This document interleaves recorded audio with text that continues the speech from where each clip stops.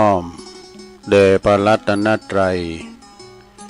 อันมีพระพุทธพระธรรมพระสงฆ์เป็นสรณะที่พึ่งขอกราบแนบไตรไวสาถวายความเคารพมายังครูบาอาจารย์พระมหาเถรานุเถระท่านเจ้าคณะพระสังฆาธิการพระภิกษุสามเณรเจ้าจุโตนจุองค์กุวัดวาอารามพร้อมตึงสำนักที่พักสงฆ์โตยเนอเจริญปอนมายังบรรดาปออกไม่ออกศรัทธาตันสาธุชนนักศีลนักบุญคุณดีหมู่เฮาเจ้าขาดทั้งหลายตอนยามบ่ายยามแลงมาก็หมุนคืนมาฟังรายการนี่เปิ้นต่างชื่อว่ารายการสารธรรมยามแลงยามบ่ายก็มาฟังรายการปกติจะเป็นของท่านพระครูอภิวัฒนวิกรมดำเนินรายการผู้ร่วมรายการก็พระครูสุเมธธรรมเสวีนะแต่วันนี้เป็นก็ติดศาสนกิจเนาะบ่สามารถที่จะมาออกรายการตอนบ่ายได้ก็เลยมอบไม้ถวายเวลาให้ต้นตัวแห่งอาตมาภาพเก่ากับผมตุลุงนันชัยวัฒนาคเสโนได้มาดำเนินรายการบริหารเต้นไปเนาะศรัทธาญาติโยมทั้งหลายก็ได้มาออกรายการในยามบ่ายยามแลงในวันนี้ก็พรำว่าปินวันพุธเนอะวันพุธที่8แล้วกันเนาะวันนี้วันพุธที่8แล้วก็เป็นปี68ก็มาพบมาปะกันเนาะในยามแลงศรัทธาญาติโยมทั้งหลายวันนี้ก็ขออนุโมทนาขอบคุณตั้งคืนกันเนอะที่เปิ่นมาถวายเวลามอบไม้ให้กับครูบาอาจารย์ได้มาออกรายการในเวลาเนี่ยนะตั้งแต่วันจันทร์ถึงวันศุกร์นะวันเสาร์วันติดนี่บ่มีก็จะเป็นรายการอื่นไปก็ขอขอบคุณสถานีวิทยุในเครือข่ายที่เปิ่นรับสัญญาณรายการธรรมะทรงเวลาตั้งแต่15ถึง 17.00 นหรือว่าบ่าย3โมงถึง5โมงก็ขอขอบคุณสถานีวิทยุคณะสงฆ์อำเภอฝางจังหวัดเชียงใหม่เด้อ FM 100.25 เมกะเฮิรตซ์ต่างฝางไม่อายใส่ปาการเนาะก็ครอบคลุมฟังกันคืนนี้ก็ไปไกลไปถึงปุ่นเนอะดอยลางบุญนะขอบคุณสถานีวิทยุคืนพระพุทธศาสนาการศึกษาและก็วัฒนธรรมของวัดไฟหินเนอร์ตำบลสุเทพอำเภอเมืองเชียงใหม่ FM 104.50 เมกะเฮิรตซ์อันนี้ก็ฟังตั้งองค์คโลงในเมืองเนอะและขอขอบคุณสถานีวิทยุมนเสียงธรรมวัดบุพารามอำเภอแม่แจ่ม FM 106.25 เมกะเฮิรตซ์แม่แจ่มก็ฟังกันหลายแต่เปิ้นบ่โทรบ่ได้ขอบคุณสถานีวิทยุบ้านทุ่งเรดิโอ FM 89.50 เมกะเฮิรตซ์เนออำเภอสันป่าตองนะของปอดมพ่ออุดมแม่เทียมวันพุทธวงศ์นะเปิ้นก็ลิงสัญญาณไปแล้วก็ขอบคุณเนื้อพี่น้องทั้งหลายโดยขุนตาลฟังจากสถานีวิทยุวิทยาลัยสงฆ์นครลำปางวัดบุญญาวาสวิหารเด้อ FM 106.50 เมกะเฮิรตซ์นะอันนี้ก็เป็นรายนามรายชื่อของสถานีวิทยุคืนบุญต่างๆที่เปิ้นหันว่าความสำคัญในการออกรายการตั้งคืนสู่หือคุณเฒ่าคุณแก่ฟังนะฟังกันตั้งบ้านตั้งจองตั้งหอตั้งเหินตามอัธยาศัยตามอิริยาบถทั้ง4จะนั่งนอนยืนเดินฟังเยการบัดลบตอบแต่ไปก็ได้นะเวลาฝ่ายว่ากลางวันนี่พอมีคุณหลายปั่นเปิ้นฟังกันนะมันแบบเหมือนบัดเจ้าแล้วเมื่อคืนนี่สถานีเปิ้นหลายเนาะอันนี้ก็ พอหลงไม่หลงขอดิ่มไปไหนก็ฟังแก่งอมแก่เงากันไปศรัทธาญาติโยมทั้งหลายคุณเฮานี่ต่างฮักต่างโหมบ่เหมือนกันพองก่อโหมในด่านบันเทิงเนี่ยพอนิยงนิยายฟังนิยายพองก่อโหมซ้อเนาะพองก่อโหมเพ่ง พองก่อโหมเข้าห้ามกำคือฟังน้ำฟังธรรมไป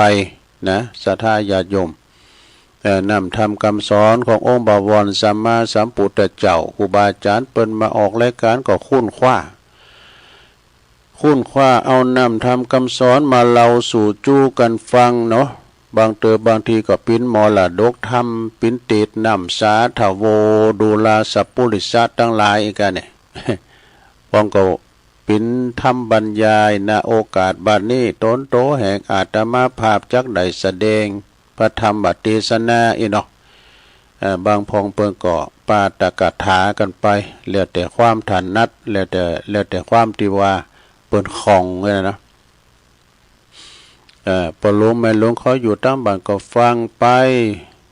ฟังต้นนั้นก็มาเป็นอย่างอี้ต้นนี้ก็เป็นอย่างอั้นนะวิพากษ์วิจารณ์ไปต่างดีหรอก ก็คือธรรมะเข้าสู่ประชาชนแต่ตุลุงเขาก็พระสงฆ์ที่เปิ้นมาออกรายการก็นั่งนั่งจ้าอยู่ห้องทรงก็บอกว่าเปิ้นฟังนักฟังหน่อยเนาะก็มาตามว่าละโอกาสหน้าที่ที่เปิ้นมอบหมายถวายเวลานะธรรมะก็คือหน้าที่ของเฮาที่จะต้องเข้ารายการกันไปเนาะศรัทธาญาติโยมทั้งหลายแล้วตอนนี้ไปก็เอานี้มาไหว้กำหนึ่งเกินนี่หนังสือนะที่มาในธรรมเรียกว่าเป็นหนังสือของอาจารย์พระครูสุเมธธรรมเสวีเป็นหนังสือเป็นบทแรกนี่เอาว่าอันนี้ให้ก่อนบนว่าความดีนั้นจงทำให้สูงยิ่งแต่ให้แสดงออกต่อสังคมโดยความอ่อนน้อมถ่อมตนเนี่ยเฮาทำดีกับไผก็จะไปลืมนะเพราะว่าเฮาทำดีกับไผก็ลืมนะลืมไปนะเฮาทำดีกับเปิ้นละนะแต่ถ้าว่าไผทำดีกับเฮานี่จำไว้ให้แน่นจะไปลืมเปิ้น แต่ไปลืมบุญลืมคุณเปิ้นเคยช่วยเหลือเฟื่อฟ้ายเฮาน่ะเนาะไผทำดีต่อเฮาก็ต้องจำไว้ไผทำหายกับเฮาก็จงลืมไปจะมาเด้อไปขอดกรรมกับตามเวรเปิ้น อภัยให้เนาะอโหสิน่ะเฮาเคยหายกับไผก็คือค้นควายชดเชยแก้ไขให้เด้อชดเชยแก้ไขแล้วก็ว่าอย่าดูความดีของตัวเองเนี่ยอย่าดูความชั่วของคนอื่นเนี่ยจงดูความชั่วของตัวเองเสมอเพื่อแก้ไขเนอะเพื่อแก้ไขโอ้เฮาบกพร่องไปตอนนี้ลูกอีน่ะอย่าดูความชั่วของตัวเองเพื่อเอามาเศร้าใจเนี่ยจะไปเอามาเศร้าอกเศร้าใจผ้าเปื้อนสักใดนะเป็นว่าผ้าสีขาวผ้านี่มันเปื้อนในเฮาสักใดเกยพิษผาดมาก็ต้องแก้ไขได้นี่กูวันนี่ต้องค้นคว้าละชั่วประพฤติดีชีวิตจะต้องดีขึ้นอย่าเลี้ยวลงนี่แต่จงทำความดีเพิ่มไปข่มขีนะแต่อย่าไปทำดีไปเพื่อข่มขีผู้อื่นว่ากูดีกว่ามึงนะสุมาเนี่ยไปเขียนไว้นะ จงอย่าอวดโม้สรรพคุณความดีของตนเองนี่จงประกาศความผิดพลาดบกพร่องของตัวเองเสมอเนี่ยอย่าพัฒนาตนต้องอยากจะพัฒนาตนต้องทำหืดจริงอย่าดีแต่มัวโอ้อดเนี่ยจบลงไปบทหนึ่งซะนะพี่ขอคิดนะเป็นบทไปนะเนี่ยศรัทธาญาติโยมไผทำดีกับเฮาก็จะไปลืมคนที่ทำดีกับเฮามีปะเลอะปะเติมสังมีไผปะล่ำโอ้ก็อันดับแล้วก็คู่เก้าเฮานี่กะ ไผก็คือโปเมเฮาเนี่ยนี้อันนี้เป็นคู่คุณแลของเฮานะจะไปลืมนะคู่เก้าคู่ปลายคู่ตายคู่ยังเนาะคู่เก้าเฮานี่ก็คู่ปอคู่เมน่ะสอนตั้งแต่ทัดตั้งแต่เตี้ยวตั้งแต่ปากปูปูป้าป้าปอปอแม่แม่นี่นะเฮาใหญ่หน้ากาบ้านมาแล้วก็จะไปลืมนะลืมกุลของปอข้อแม่ได้เด้อรักษาน้ำจิตน้ำใจปอแม่มีการแบ่งปันนะได้เงินได้ค่ามาก็แบ่งปันสดเชยเจ้าหนี้รายใหญ่เฮาคือปอแม่พระพุทธเจ้าเพิ่นสอนให้แบ่งเนาะแบ่งได้เข้าได้ของเงินทองมาแบ่งเป็น4ส่วนเนาะมีหยังพะล่ำคือ1เอาใจหนี้เก่า2เอาใจหนี้ใหม่3เอาไปฝังดินไว้4เอาไปขวางลุงเหวดูมี4ปุ้นก็เด้อข้อที่1แปลว่าใจหนี้เก่าก็คือเรื่องพ่อเรื่องแม่นั่นแล้วเปิ้นเล่งเฮามาก่อนเล่งเปิ้นตอบนี่สดาญาติโยมทั้งหลายเฮาตั้งแต่ออกจากต้องแม่มาแล้วโตเปิ้นเล่งตั้งแต่เตียวย้ำกิด้วยนะยังข่มยังตัวแดงๆห้อยตีนฝาตีนเต่าจอดใหญ่หน้ากาบ้านมาแล้วสูงห้ามสูงเฮ็ดจนได้ปินดิปินดีเห็นจบแล้วจบปริญญาได้ทำการทำงานบางขุนเงินเดินเงินแลกเนี่ยเอาหือปอให้แม่ก่อนนี่เป็นปฐมมาเลิกหรอกนะพ่อแม่เจ้าชีวิตพ่อแม่คือเป็นทุลภาพบุคคลคือเป็นบุคคลที่หาได้ยากไผกอดตามถ้ามีความกตัญญูต่อพ่อต่อแม่นะการกรุงลุงเริงเจริญไปตั้งหน้าเนอะคุณพ่อคุณแม่นี่มีนักมีหลายเปิ้นว่าถึงปอนี่กุลมี21ดีกะกุลแม่มี12นี่นะเนาะอันนี้ก็จะบ่ลืมเด้อแล้วก็ข้อที่2ใจนี่ใหม่นี่ก็คือนี่เลี้ยงลูกเต่านี่อันนี้เนี่ยส่งเขาหำเฮาเฮนไปส่งหำเฮนไปแล้วหน่อยมันใหญ่มาแล้วก็มันได้กินเงินเดือนเงินดาวมันก็จะมาเลี้ยงเฮามันจะเลี้ยงบ่หัว หันมาลายได้อยู่ด้วยโปรโตเมเต้าตายก็มีนะ เกาะนะนี่ลูกเกาะนะก็กินกับปอกับแม่จะไปย่านก็ขอให้เลี้ยงปอเลี้ยงแม่ในวัยชราในวัยแก่วัยเฒ่าหรือว่าเฮาไปตกลูกตกโผตกลูกโตเมตีอื่นตีไกก็มาอยู่มาใจพองเปิ้นอยู่อย่างใดเปิ้นกินอย่างใดมาพอมากอยพอง2เท่าเนี่ยเปิ้นอยู่อย่างใดนะเอาสตังค์มาหือเปิ้นพองนะเอาไปหือเปิ้นซื้อกินยุกินยาเนี่ยบางพองนี่ปอแม่เป็นคุณลำคนโลยมีไฮนาปาตั้งหน้ามีเป็นหลายปั่นลูกบ่ายก็ไปตกลูกโตแม่อยู่ไกลปิกมาแล้วมาหาปอหาแม่มาอยู่หือปิดว่ามาขอแบ่งเข้าของว่าดมาโทงดูดิอีปอเขาอาจจะแบ่งกันได้เนี่ยเวลาตายแล้วมันยากนะ มาแบ่งเข้าแบ่งของว่าดูแบ่งปันให้พันแน่ว่าดูอันนี้มาโทงเด้อกอบใจนิ่มใหม่ก็คือเล่งลูกเล่งเต่าเน้อศรัทธาญาติโยมต่างหลายข้อที่3เอาไปฝังดินไว้ข้อนี้ก็สำคัญฝังดินก็หมายความว่าเอาไปทำบุญเนี่ยศรัทธาญาติโยมเนาะเอาไปฝากธนาคารโลกไปหน้าไว้พองถึงมื้อถึงวันนี้เฮาได้มาเสวยสุขมาทะลงตุกนี่ก็ย้อนบุญเก่าเฮาทั้งหมดนะได้มาอยู่กันเนี่ยนะศรัทธาเกิดมาเป็นคนเตียวใดไปเป็นบัตรทุพพลภาพหูตาบ่นกบอดนั่นก็เป็นบุญแล้วนะเป็นบุญแล้วได้ใช้ชนะไปกึ่งนึงแล้วหรอ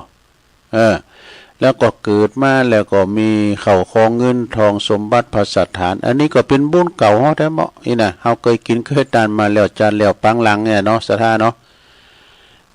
เฮาได้ทำบุญมาไว้ก่อนเก่าแล้วนี่ก็สังเกตแล้วบางคนนี่นะบางคนนี่เป็นคุณลำรวยมหาศาลแต่สังขารบ่อำนวยนี่ศรัทธานั่งอยู่บุญกองเงินกองทองแต่ตัวเก่านั่งรอเข็นนี่ก็เป็นชีวิตที่ไม่สมบูรณ์เนี่ยก็แล้วแต่กรรมเนาะกรรมเนี่ยมาภัยมันเนี่ยมันเป็นอย่างนั้นเรื่องกรรม กำมัดเอวกบก็อย่างว่าเนี่ยลุงทอนเนอต่อไปข้อที่สี่เอาควางลุงเหวดูฮิหามาได้ขอของเงินทองสมบัติพัสถานเอาไปควางลุงเหวนี่แปลว่าอย่างใดก็หมายความว่าเอาเล่งขอบโคเนี่ยเอากินจ่ายกันซับปะนะถึงมื้อถึงวันนี่นะเขาของเงินทองเนี่ยนะเอาไปควางลุงเหวเงินคำกำเกี่ยวมันมีก็ตุกใจนะสถานเนาะถ้ามันมีก็สบายไปพองเนี่ยนะเอาไปควางลุงเหวกินจ่ายเปิ้นว่าซ้ำพองเปิ้นไปเขียนเดือนเป็นบทเอาไปควางเอาไปใส่ปากงูเห่าก็มีวะ เอาไปควางลุงเหวนั่นเนาะสดานี่อันนี้ก็คือว่าพระพุทธเจ้าเปิ้นให้แบ่งกินแบ่งต้านไว้เป็น4โซนเด้อคือ1เอาไปใจนี่เก่าก็เล่งปอเล่งแม่2เอาไปใจนี่มันก็เล่งลูกเต่าเหล่าล้านเลนแล้วก็3ไปฟังดินไว้ก็คือทำบุญสูนต้านไป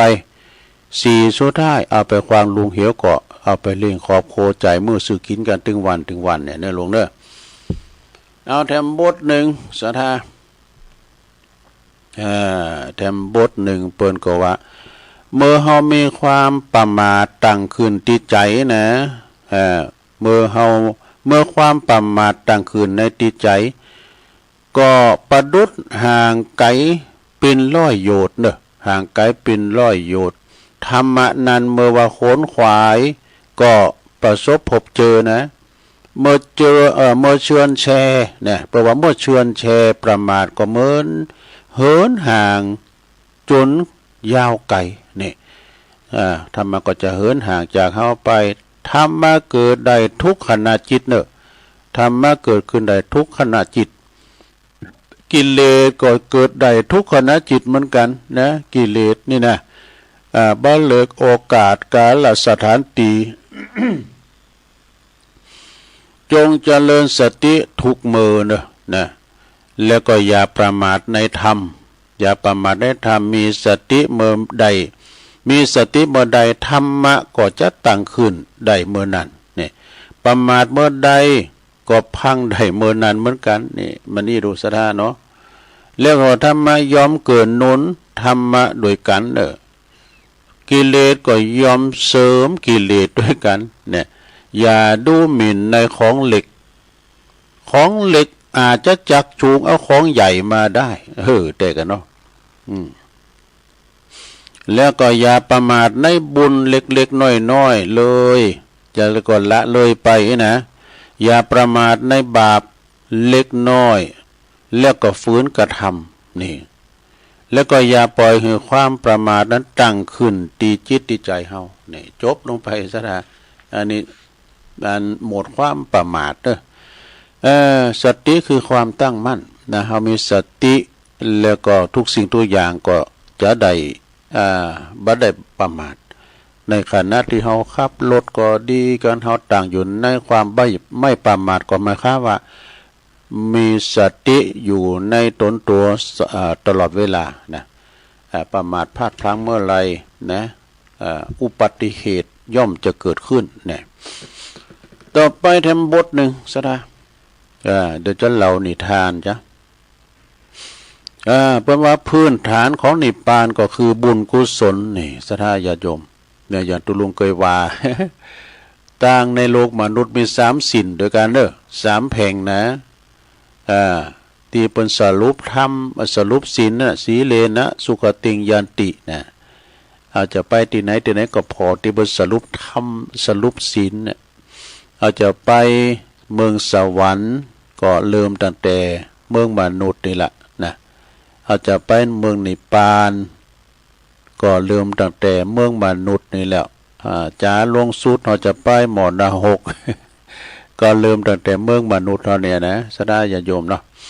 พื้นฐานของนิพพานนี่ก็คือบุญกุศลส่วนบาปอกุศลนั้นอยู่ห่างไกลนิพพานยิ่งหนักบุญกุศลนั้นก็เป็นเหตุปัจจัยให้เข้าสู่นิพพานนี่ผู้ที่มีบุญกุศลเป็นกำลังใหญ่ก็จะไหลเข้าสู่นิพพานบ่ได้เนอะผู้ที่บ่มีนะสมมติผู้ที่ไม่มีบุญกุศลเป็นกำลังใหญ่ก็จะไหลเข้าสู่นิพพานไม่ได้นี่ บุญกุศลนั้นเปรียบเหมือนเฮือข้ามฝั่งเนอะไปสู่นิพพานนะเปรียบเป็นเฮือข้ามฝั่งไปสู่นิพพานเมื่อถึงฝั่งแล้วก็ต้องทิ้งเรือไปแต่อย่าประวัติแต่ถ้ายังบ่ถึงฝั่งก็จะทิ้งเฮือนั้นบ่ได้เด็ดขาดนะเฮือนี่เป็นพาหนะไปต่างน้ำชลมากเฮือนั้นเป็นอุปกรณ์สำคัญที่สุดที่จะนำปลาขึ้นฝั่งเน้อนะปลาขึ้นฝั่งฉะนั้นจงบำรุงรักษาเฮือให้แข็งแรงนี่เฮือสร้างเฮือให้มันคงเปิดต่อสู้กับคืนแล้วก็อุปสรรคคืนทะเลคืนน้ำเลยนะหรือว่าจงสร้างบุญกุศลให้มาเปิดปินสะเบงไปสู่นิพพานนี่เฮือนั่นก็คือการเฮาเนี่ยทำบุญนั่นไปเฮือโฮเด้อนี่นะการเฮือโฮนี่เฮาก็ตักน้ำออกแล้วก็เปิดจะปินองค์ประกอบในการผ่านมารและอุปสรรคนี่อย่าปล่อยเฮือโฮนี่เฮือโฮอย่าปล่อยเฮือโฮแล้วก็มันโผไปโดยบำรุงรักษานี่ซะนะความดีแล้วก็บุญกุศลต้องสร้างให้เกิดอยู่เสมออย่าเสื่อมแทอดแท้ผ่านเวลาไปเปล่าอุปสรรคขวากน้ำต่างๆนี่ก็แล้วก็มารยอมจะมีอยู่เสมอจงเตรียมบุญบารมีเนี่ยจงเตรียมบุญบารมีไว้ให้พร้อมเปิดปิ้นเคืองมือผ่านด่าน ผ่านด่านไปแล้วก็บุญกุศลก็จะจ่วยฝ่าด่านไปสู่นิพพานได้จบสระจบตามบทหนึ่งนะเอาแถมบทหนึ่งก็เดี๋ยวจะเล่านิทานก่อนนะศรัทธาญาติโยมทั้งหลายเจ้าโลกบ่นเพ้อว่าโลกนี้ช่างมีแต่ความทุกข์นี่โน่นก็ทุกข์นี่ก็ทุกข์นานาสัพพะมันถาถมเข้ามาสู่ครอบครัวทุกข์บ่มีเขากินทุกข์ลูกเต่าบ่แล้วล้านลิ้นบ่อยู่ถอยฟังกรรมทุกข์กับพยาธิพยามทุกข์กับหนี้กับสินบ้านด้วยสัพพะเรียกว่าทุกข์108แต่ถ้าหากว่าหู้ว่ากายนี่เป็นเพียงดินน้ำไฟลมผสมกันบ่มีตัวเฮาบ่มีของเฮาอีน่ะทุกคนเกิดมาก็เปิดตายกันหมดเนี่ยสมบัติทั้งหลายนี่ก็บ่มีไผจะคุ้นไปเมืองผีใด มีเงิน100 ล้านพันล้านก็ละทิ้งไว้ในโลกนี้นะที่เพิ่นมีเงินมีคำก็ไปเหมือนกันนะก็คือไปปะกันที่เชิงตะกอนนี่นะเป็นนอนเลียงลายเหมือนกันหมดมันจะว่าโอ้วันนี้คุณโรยเพิ่นจะต้องเป็นนอนแถมตีหนึ่งนี่นะก็คือเป็นนอนตีเชิงตะกอนเดียวร่างกายนี่ก็มันก็เปื่อยเนาผุพังไปยกเป็นว่าสลายกลับคืนไปสู่ถาดดินทางนั้นนี่สลายสู่ธรรมชาติบ่มีสิ่งใดที่จะครอบครองเป็นของเฮาจริงๆได้นะแม้แต่ต้นโตของเฮานี่ก็ยังเอาตัวไปทำได้ก็คือสลายนะดินสู่น้ำเดี๋ยวดินสู่ดินน้ำสู่น้ำไฟสู่ไฟสู่ธรรมชาติสลายไปหมดล้วนแต่เป็นมายาภาพสาบสวยเนอะคุณเฮานี่เกิดมาผ่านในโลกนี้แล้วก็ผ่านไปผ่านมาแล้วก็ผ่านไปบ่มีไผที่จะเอาหยังบ่มีไผเอาอันหยังมาเกิดเฮาเหมือนหยังติดตัวมาสักคุณไผเกิดมาได้กรรมอันทกสว่าใจอันกรรมมันใบติดดินก็ใบสนดก็กรรมเขาของเงินเข้ามามันแบบมีตายไปแล้วก็มีไผคุณเอาไปได้ เอาไปได้ก็เพียงแต่บุญและบาปเท่านั้นเองนะของหักของโหงแหนแค่ไหนตายไปแล้วก็บ่มีไผคุณไปได้สักชิ้นเลยญาติสนิทมิตรสหายต่างก็ต่างมาก็ต่างไป ตามแต่กรรมของไผของมันตามของตนเป็นกรรมไผมันบ่มีไผเป็นของไผนะบ่มีไผเป็นอันหยังของไผบ่มีไผมีอันหยัง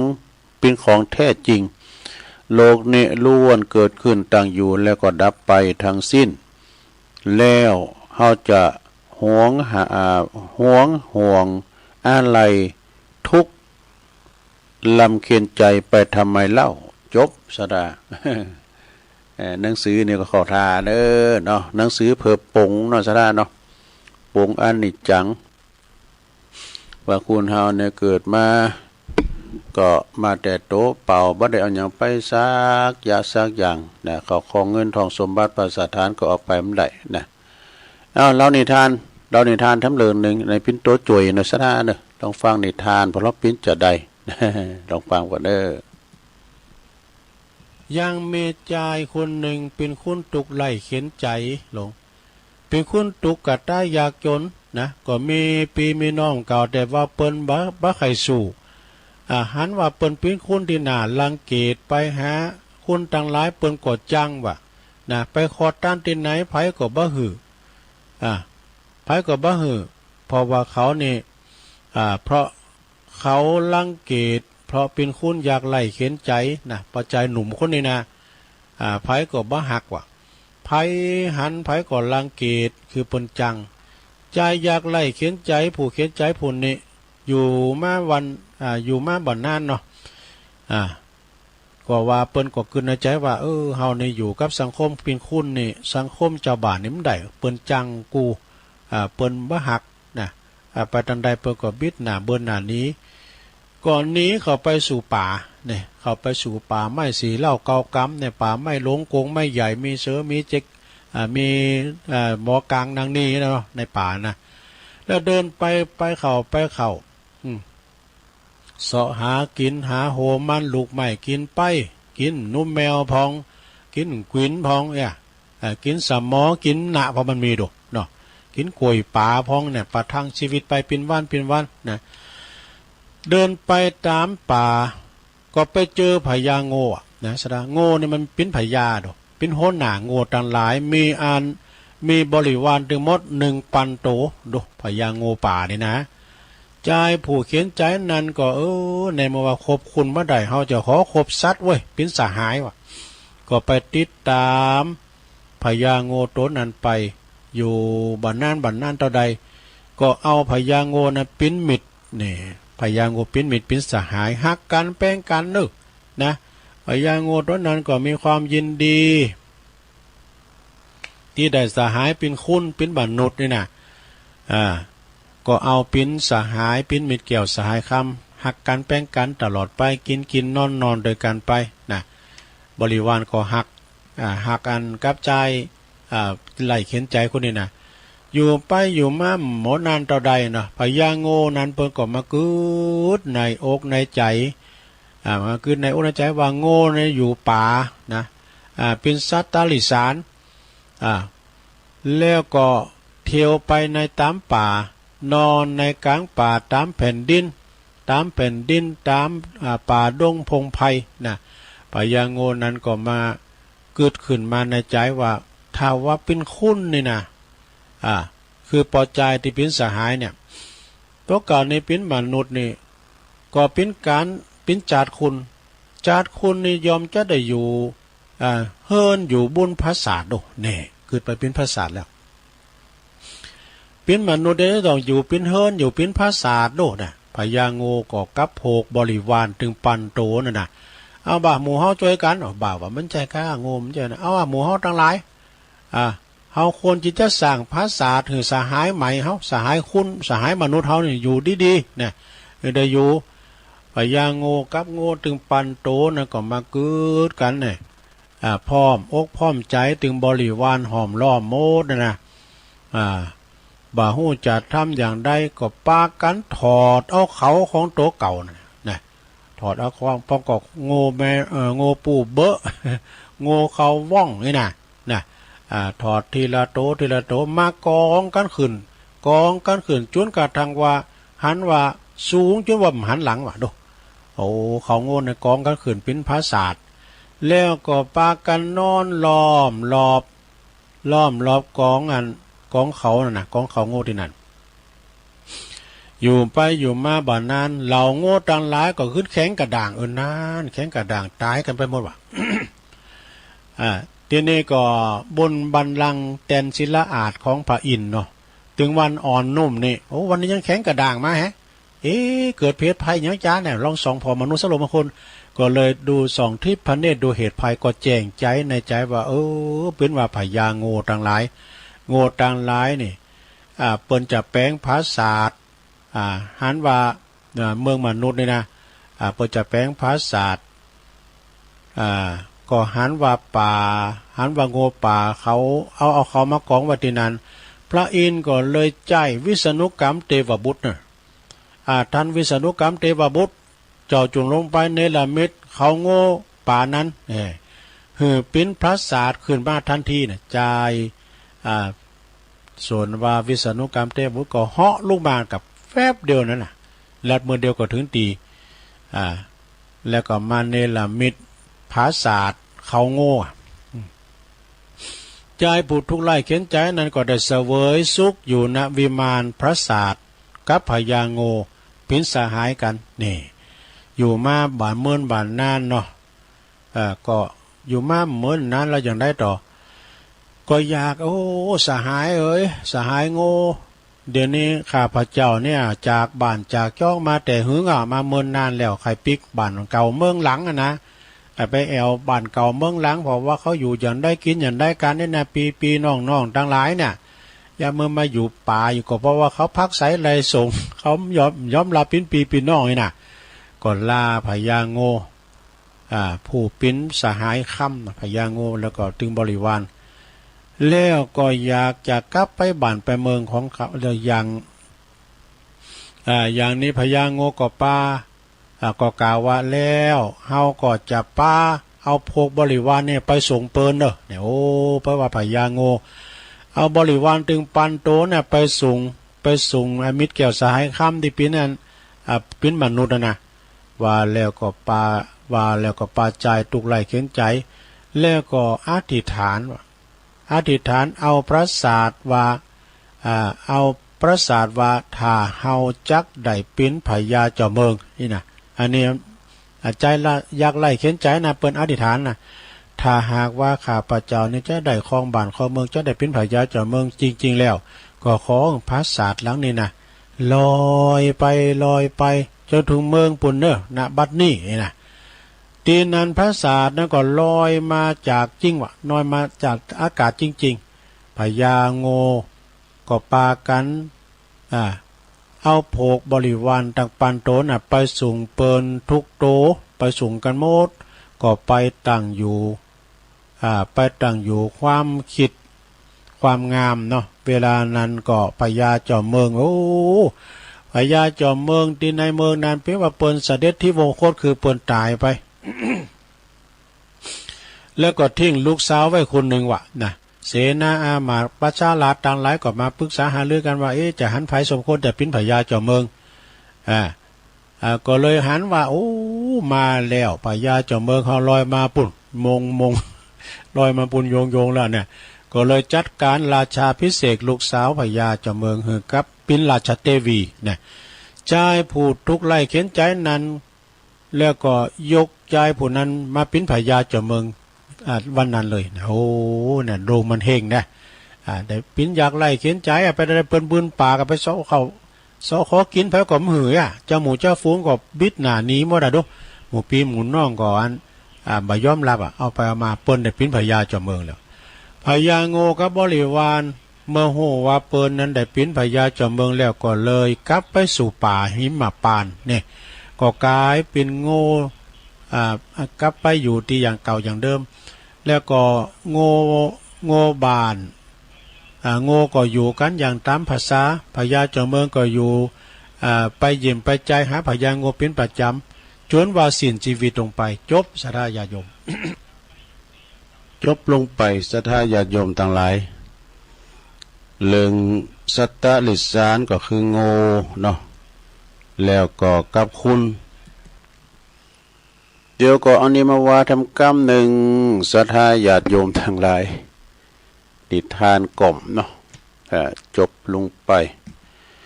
อันนี้ก็เป็นแถมอย่างหนึ่งเนาะศรัทธานำเสนอศรัทธาได้ฟังกันแก่งอมแก่เงาไปลงเอ้ยอยู่คนเดียวโดดอยู่คนเดียวงอมก็ฟังไปปวสีละวิมังสะชาดกนี่การทดลองของพราหมณ์นี่พราหมณ์นี่เป็นก็เป็นหนึ่งในปุณวรรณสีเนาะที่อินเดียปุณนะปกวันนาเชตวันวิหารเนอพระพุทธเจ้านี่เป็นหันพราหมณ์ผู้หนึ่งทดลองวสินกับตระกูลชาติตระกูลน่ะสิ่งไหนที่คุณจะนับถือมากกว่ากันเนี่ยพระพุทธเจ้าก็จึงเล่าชาดกเลยนี่เปิดให้ฟังตามความว่า ในอดีตนี่พระเจ้าพรหมทัตนี่ผู้ครองเมืองปาลาณสีนะส่วนว่าพระตถาคตของเฮาในเสวยพระชาติเป็นพราหมณ์เด้อเป็นพราหมณ์ครั้นเจริญลอยตามจะเลื่อนลอยขึ้นมานะจึงได้ปิ้นปุโรหิตตีเมืองตีจำเมืองหือความเคารพนับถือนะปุโรหิตนี่นะแล้วก็มีอยู่หันวันหนึ่งพราหมณ์ก็ต้องทดสอบเนอะทดลองว่าระหว่างศีลกับชาติตระกูลเนี่ยสิ่งไหนที่คุณที่จะนับถือกว่ากันจะได้นับถือกว่ากันว่าจึงงั้นลองทดสอบลองโดยการเดินเข้าไปยิบไปเม็ดเอาเนาะซับในทองพระคลังหนึ่งกำมือ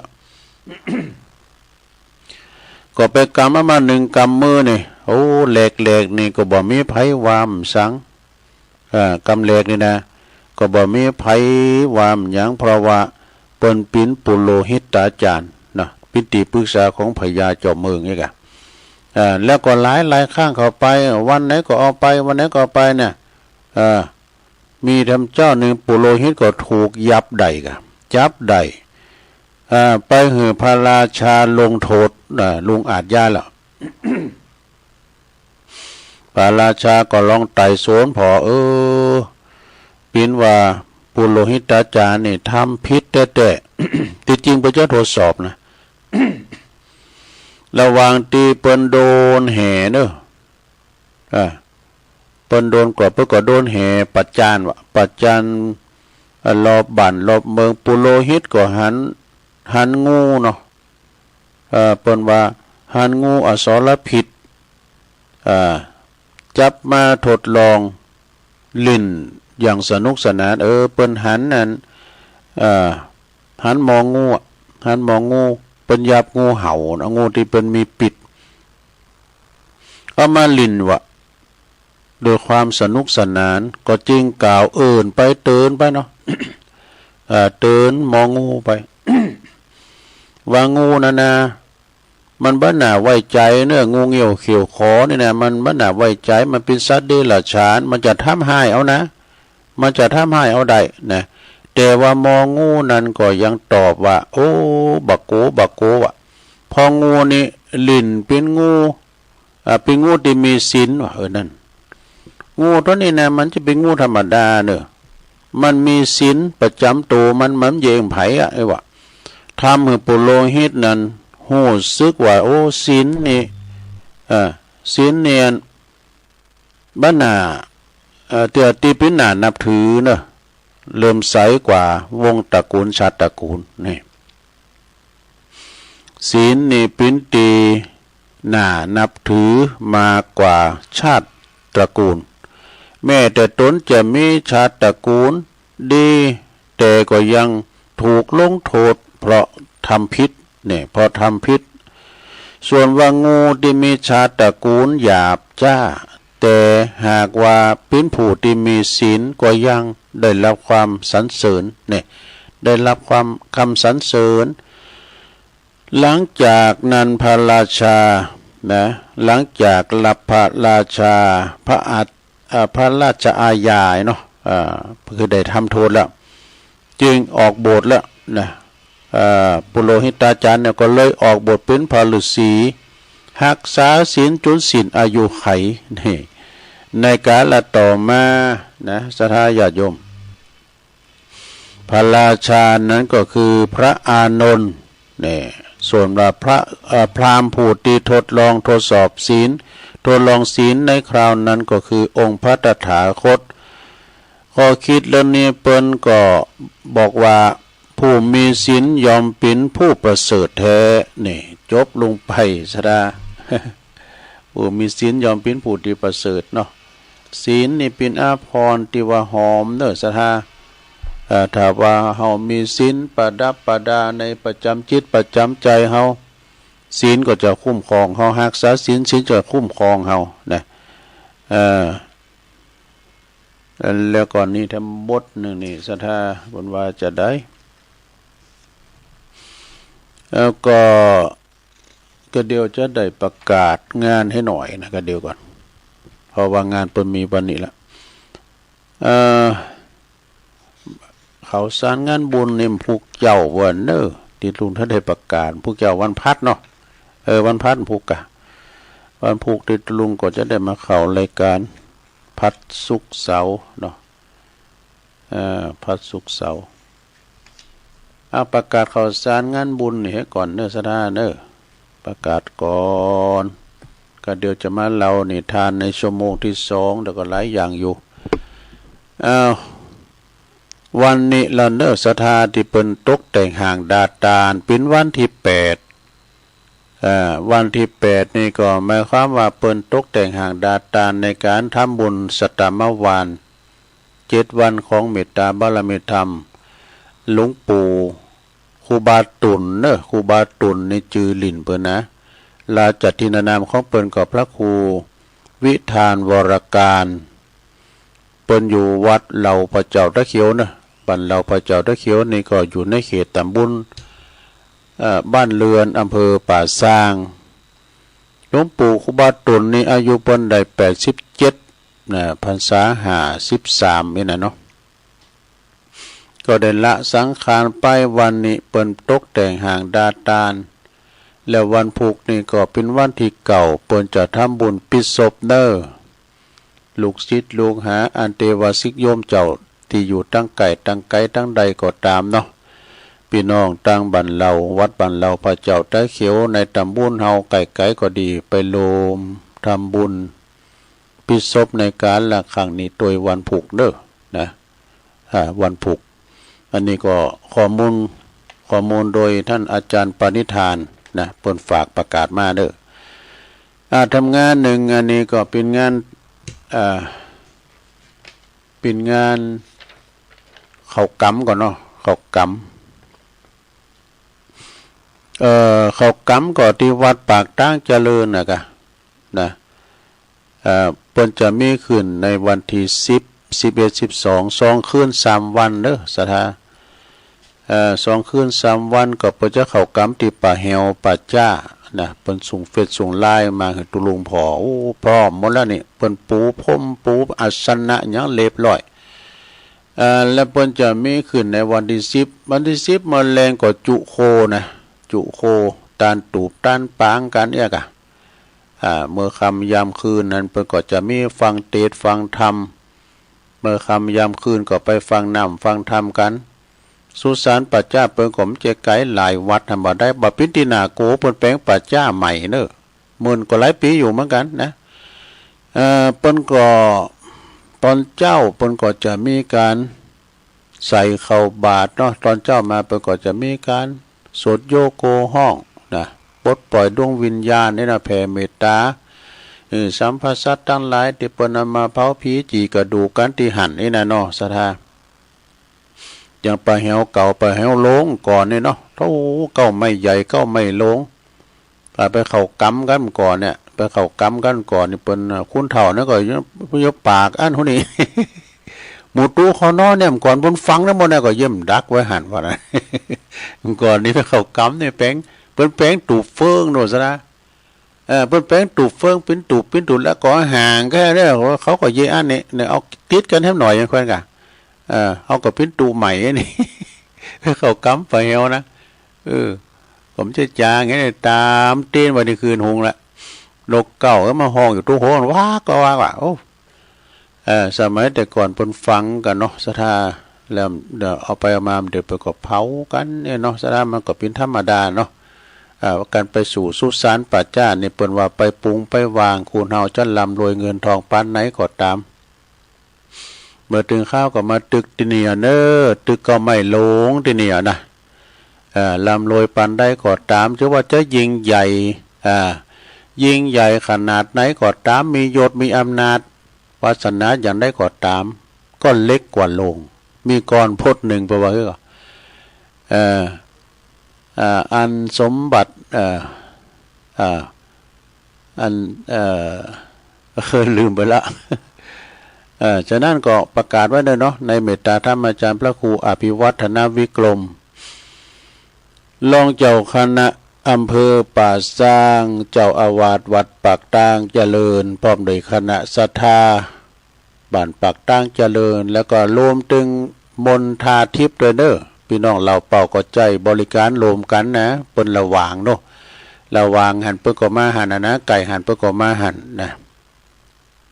ตั้งมนทาทิพย์เหล่าเป้าก็จะมาตั้งนั้นเนาะศรัทธาไปเข้ากำปะเฮวนี่มันได้ขอคิดหลายอย่างขอคิดที่ว่าโอ้ปอเฮาก็ตายมาเผานี่แม่เฮาก็ตายมาเผานี่ก็ต้านก็เข้ากลางป่าช้าเองกะ ก็เป็นการที่ว่าส่งเสริมการทำบุญโดยไปพอของจริงโดยเนาะว่าศรัทธาของจริงก็คือเฮาไปยึดมั่นถือมั่นบ้านจองฮอเฮิรนบ้านเมืองไฟนี่ให้นาปาตั้งเป็นของเฮาแต่ตายไปแล้วก็เอาไปมันได้คุ้มโหฮอเฮิรนเวลาเฮาลุ่มหายตายจากไปลูกก่อมไปโดยเฮาเมก่อมไปโดยเฮาก็ไปคนเดียวนี่มีคำกรก็หลายบทเด้อปุ่นก็เอาไปไปจ้ากันปุ่นเด้อตีวัดตีอันสุสานบ้านปากตั้งจะมีทำหลายตีในเพิ่นเขากำน่ะยังมีทำหลายตีอยู่ที่วัดแม่แรงตำบลแม่แรงนี่โตคณะสงฆ์เปิ้นปิ้นกันคณะสงฆ์เปิ้นปิ้นกันเปิ้นจะตึงตังไปในตึงตังไปนอกนะตังไปนอกก็มีเทศบาลชมรมกำนันผู้ใหญ่บ้านเปิ้นก็จะมีการออกกรรมวันที่10นี่แหละกันเนาะวันที่10นี่ออกกรรมที่วัดตุนพึ่งนะตำบลแม่แรงอำเภอป่าซางเนาะในเมตตาธรรมอาจารย์พระครูพิราชธรรมวินิตอันนี้รองเจ้าคณะอำเภอป่าซางวัดป่าเฮงกองงามนี่พระครูวิมลสุตตาพรเจ้าคณะตำบลแม่แรงวัดดอนน้อยพร้อมโดยคณะสงฆ์เปิ้นก็จะออกกรรมวันที่10นะแล้วก็วันที่เก่าพี่นะอันเนี่ยที่วัดบ้านเราพระเจ้าตะเคียวก็คือวันพุกเนี่ยเปิ้นจะปิดศพนะไปซับซ้อนเด้อวันที่เก่านี่เปิ้นปิดศพวันที่10นี่เปิ้นออกกรรมเนี่ยกะนะนี่ก็บอกเอิ้นเชิญชวนพี่น้องศรัทธาไปสร้าเข้ากรรมไปกินไปทานกันสำหรับวัดปากตั้งเจริญในวันที่10ถึง12ก็ออกกรรมละนะเปิ้นเข้าเหมือนเปิ้นจะซ่อมแซมหลังคาศาลาป่าจ้าแล้วก็ตานห้องน้ำอย่างตัวกะห้องน้ำห้องโสมตัวนี่นะศรัทธาญาติโยมทั้งหลายก็ไปกินไปทานกันก็เดี๋ยวชั่วโมงที่2จะประกาศข่าวสารงานบุญแถมอยู่มีแถมหน่อยนึงอยู่นะศรัทธา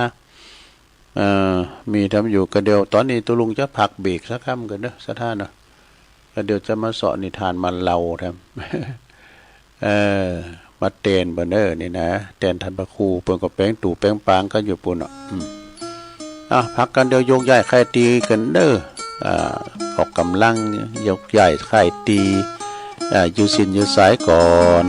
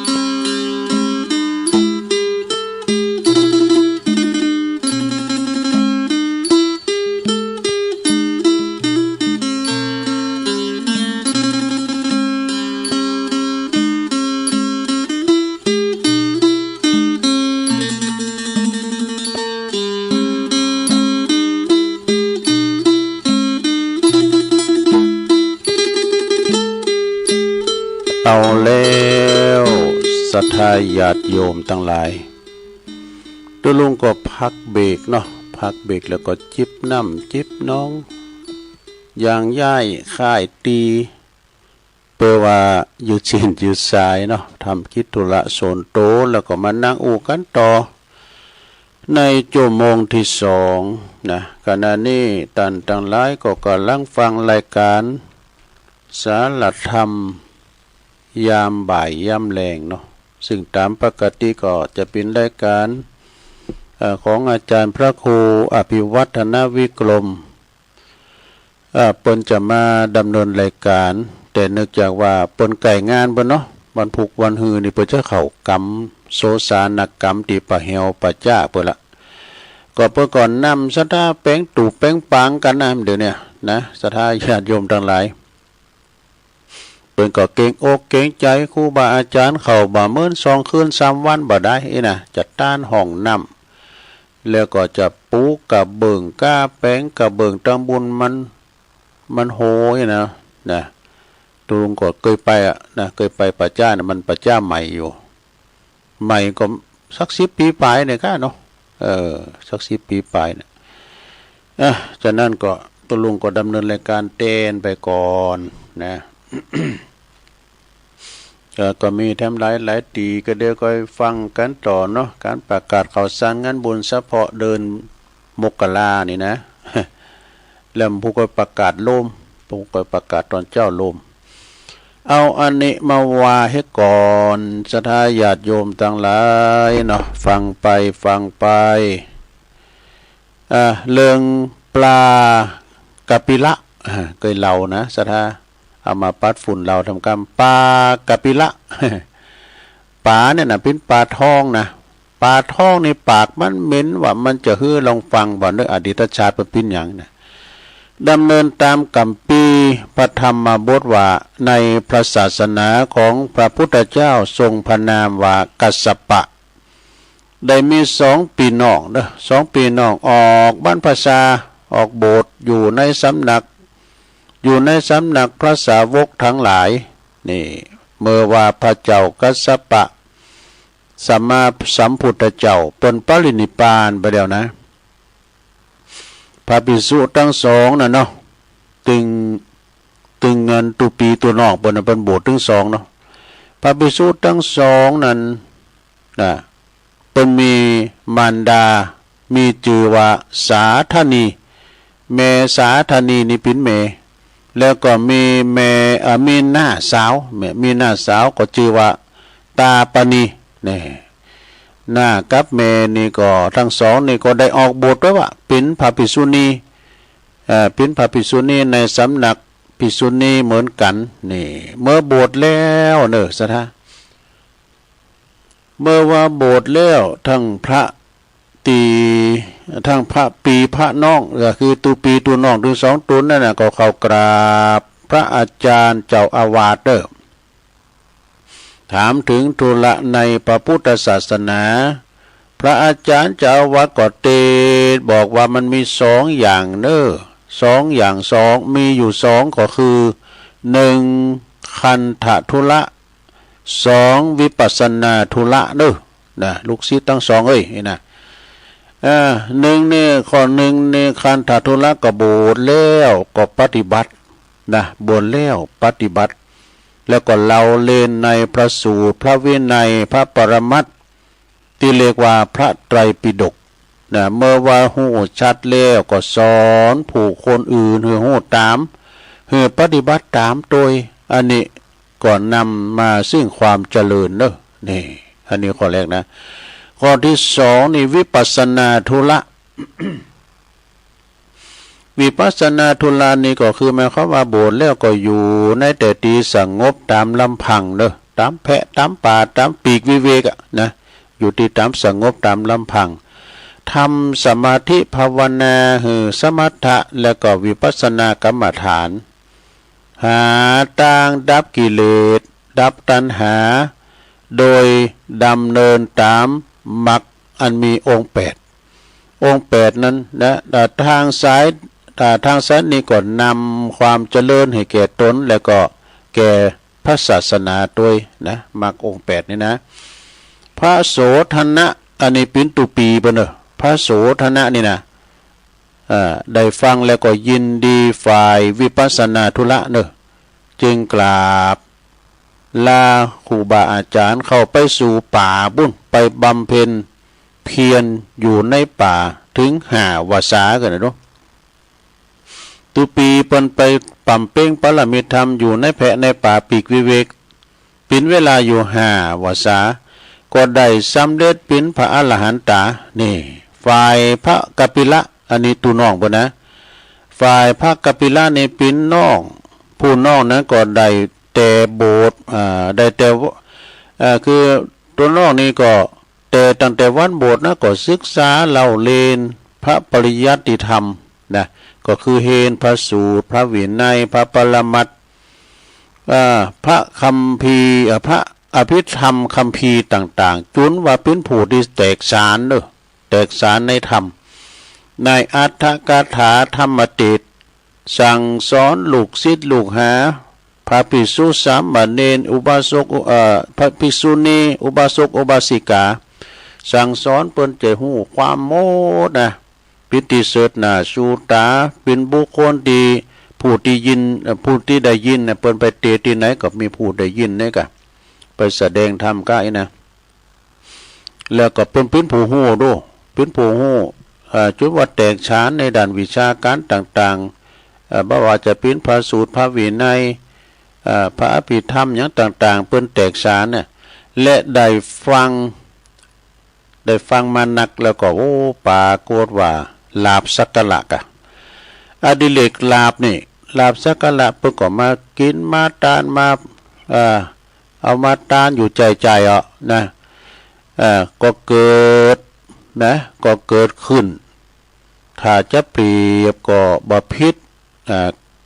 กับสาคอนแปลว่าอย่างนะสาคอนนี่นะจึงทำให้พระกัปปิละนี่เป็นผู้ติดอยู่ในลาภยศสรรเสริญสุขติดอยู่ในโลกธรรมทั้ง8แล้วแต่มี4นะอย่าง4อย่างดีเด้อเลยเป็นว่ามีลาภมียศมีสรรเสริญมีสุขนะแต่บ่มีนินทาเด้อการปฏิบัติในพระธรรมวินัยเพิ่นก็ย่อหย่อนไปว่านะว่าพอเพิ่นมีความรู้สูงสุดแล้วตุเจ้าตุนได้ปฏิบัติบ่ดีแม้ว่าตุเจ้าเฒ่าตุเจ้าแก่เป็นมหาเถระก็ตามพระกัปปิละนี่ก็จะด่าว่าซุมาเนี่ยจะว่านะแต่ด่าแต่ว่ายิ้มศึกษาหำเห็นอันนี้ไปว่าเปิ้นนะโดยถ้อยคำวจีกรรมดีหยาบจ้าแล้วก็ตัวก่อนนี้พระธรรมวินัยย่อนไปนี่แก่พรรษาเขาก็ยิงประมาทไปดิว่านะยิงประมาทขี้ข้านทำวัดดูขี้เกียจทำวัดว่าขี้เกียจลงอุโบสถโอ้บ่ไปฟังสวดปาฏิโมกข์เนอะแล้วไผมันไปขึ้นเดินในพวกนี้เนี่ยแล้วก็ไผก็ตึมกะเถงพอเปิ้นมีความหูสูงไว้กะสอนคุณมาหนักมาหลายแต่ก็ทิฏฐิก็จะสูงพองเนาะก็ไปทำวัดนะเปิ้นสวดโยโกห้องก็ไปเปิ้นลงปฏิโมกข์ลงอุโบสถก็ไปสอบกล่าวประมาทในตีต่างๆว่าการทำวัดจะทำก็ได้บ่ทำก็ได้อีวะมันจะเป็นเน้นอย่าล้ำเหลือไปนะการทำวัดสวดมนต์เนี่ยจะทำก็ได้บ่ทำก็ได้อีวะในวันอุโบสถศีลเนี่ยในวันอุโบสถศีลจะลุงไปฟังสวดปฏิโมกข์ก็ได้บ่ลุงก็ได้ว่าไปกล่าวคำจางอย่างเบิ่นน่ะ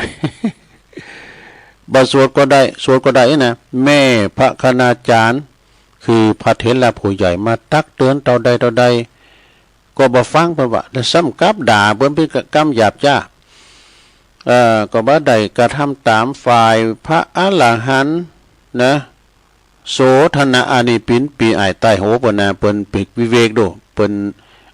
ไปศึกษาในคันธทุระเนี่ยปิกวิเวกเพิ่นได้เป็นพระอรหันต์ตาแล้วก็ผู้ที่มากโดยวิชาแล้วก็มาตักเตือนน้องเพิ่นเนาะตักเตือนนั่นพระกัปปิละนี่นะถึง3ครั้ง3เตือก็บ่เอาใจใส่ก็บ่ฟังว่า ปีก็จางน้องก็จางมาสอนนี่กูหูสูงเลย เห็นจบสูงไอ้เนาะยังประพฤติชั่วอยู่เช่นเคยนี่สถาเมื่อถึงว่าละแห่งชีวิตเนอถึงเวลาแห่งชีวิตคือชราภาพมาแล้วก็ต้องสู่มรณภาพก็คือพระโสธนะนี่ก็ตายผู้ปีตีได้ตำแหน่งเป็นพระอรหันต์เนี่ยนะผู้ดับตุกดับกิเลสได้สิ้นเชิงเพื่อก็มรณภาพเมื่อกันก็เข้าสู่นิพพานบ่เด้อเข้าสู่นิพพานสู่สวรรค์ชั้นฟ้าส่วนพระกัปปิละนั้นผู้นอกนั้นมรณภาพแล้ว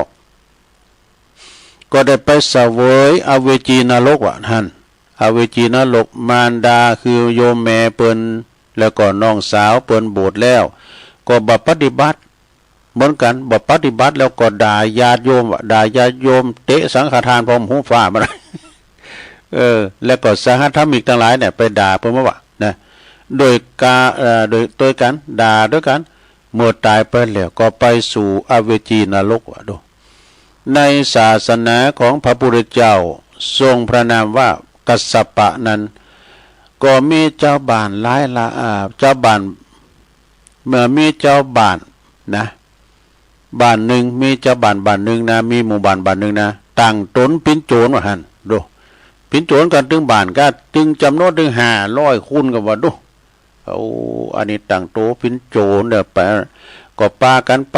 แอวป่นสะดมของพี่น้องต่างบ้านต่างจ้องไงกะไปป่นแถมบ้านหนึ่งแล้วก็พกเจ้าบ้านนั้นก่อนนำความไปกราบทูลพระราชานะพระราชาก็โปรดทรงพระกิ้วทรงกิ้วเนาะก็เลยสั่งทหารนะข้าทั้งหลายทหารถึงกองพันนะไปออกติดตามกลุ่มโจรกลุ่มนี้เนาะมันเป็นไผที่ไหนทั้งใดเนี่ยแล้วก็รับสั่งถ้าว่าจับได้แล้วคือฆ่าเนาะฆ่าหมดเลยเนาะบ่เหลือตัวต่อนะฆ่าด้วยเมื่อว่าฝ่ายเสนาฝ่ายทหารผู้กล้าทั้งหลายได้รับคำสั่งจากพระราชาแล้วก็ปาการอายุยุโทโธปกรณ์ไปหมดมีผ้าดาบมีหยังมีปืน410ปืนเบอร์12ปืนง่อนเขาควายติดตามไปหมดนะปืนแท็บฝ่ายว่าพกโจร500นี่ฝ่ายเสียเปรียบตัวนะบ่มีตีปึงแล้วตอนนั้นน่ะมีความกูก็เข้ามาอาจย้ามาหาแล้วมีอาจย้ามาหาแล้วโตมีความกูกับพกโจรถึง500นั่นนะเสียเปรียบโลดเนาะจึงปากันเข้าไปในป่าลบกันเข้าไปในแพะในป่าในเถินพุ่นก็เลยไปปาใส่พระภิกษุรูปหนึ่งไปปาใส่เป็นปรากฏอยู่ที่หันเนี่ยขอปึงพระภิกษุรูปนี่จึงหือพกโจรสู้เจ้าทั้งหลายไหนๆก็ถึงจะตายกันแล้วหือปากันหับสมาทานศีล5เด้อปากันหับสมาทานศีล5กันถึงหมดเนี่ยถึง500นี่นะครบ500คูณเด้อก็เดี๋ยวข้าพระเจ้านี่เป็นตุเจ้าจะปันศีล5เลยนะปูจานมันจะควรปูจานไม่เนี่ยไปมีเขาย้ำได้โบสถ์นี่ถ้าก็ว่าตามเด้อมายังพานเตปันศีล5เรียบร้อยตั้งแต่ปาณาติบาตไปแล้วก็กล่าวว่าศีลธรรมนั่นนะศีลธรรมนั่นนะจะเป็นติบึงของสัตว์โลกทั้งหลายเด้อจะเป็นติปึงของเฮานะศีล1รักษาไว้ดีๆถ้ารักษาบ่ได้ภาวนาก็ตามเพราะว่าโซไก่กลุ่มกินห้ำจ้างกระดิกหูงูแลบลิ้นนี่นะครูบาหลวงพระบาทเพิ่นก็ว่าน่ะภาวนาในก็มต้องหลายจ้างแพบหูงูแลบลิ้นนี่นะก็ได้บุญแล้วนะพยายามกันให้ใจแล้วก็แม้แต่พวกเธอจะถูกฆ่าก็ตามถ้าว่าหับศีล5ไปแล้วนะ